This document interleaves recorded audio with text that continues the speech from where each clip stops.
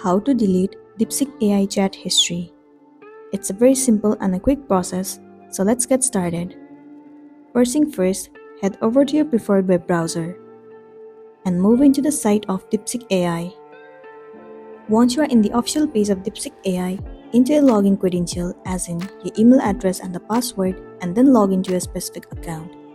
Once you have been logged in, it will land you on this page. Well, at the left side of the screen, you will be able to see all of the chats history that you have made on DeepSeek AI. If you want to clear all of this chat history, then what you want to do is tap on My Profile at the bottom left corner of the screen. And then tap on Delete All Chats. Once again click on Confirm Deletion.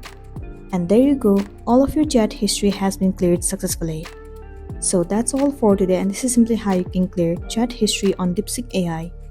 Make sure to smash the like button and consider subscribing to our channel. We'll see you in the next one.